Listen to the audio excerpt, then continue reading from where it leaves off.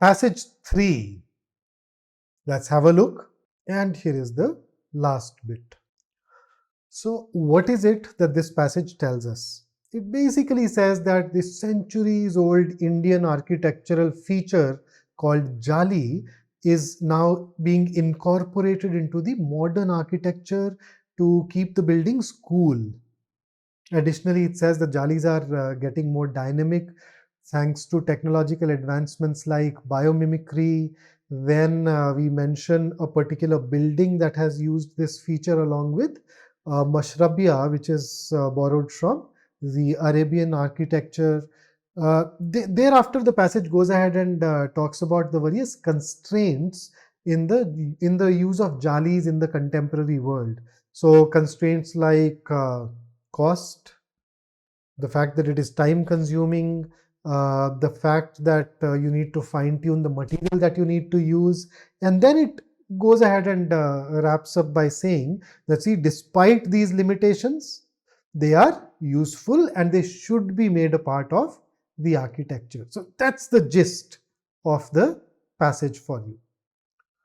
Question 11. Which one of the following quotes best captures the main concern of the passage?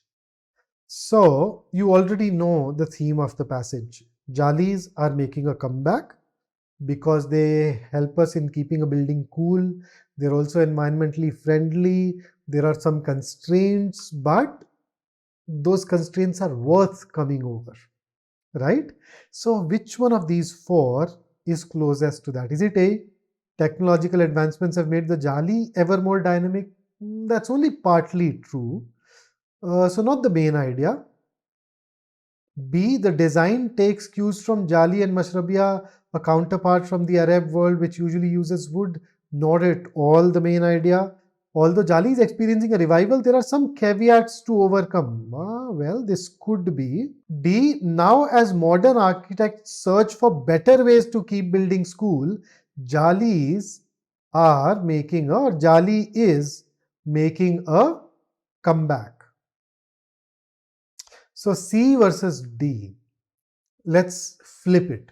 If we were to use C as a topic to write a passage on, our focus will essentially be on caveats. Our focus will be on the constraints. So the theme will be the jalis are good, but then there are problems. On the whole, the passage will tilt towards being negative towards jalis, whereas the passage that we've just read is quite positive. It says that despite those constraints or caveats, they are worth using. And that is where option D scores over option C. And thus, D should be our answer. So question number 11, D it is.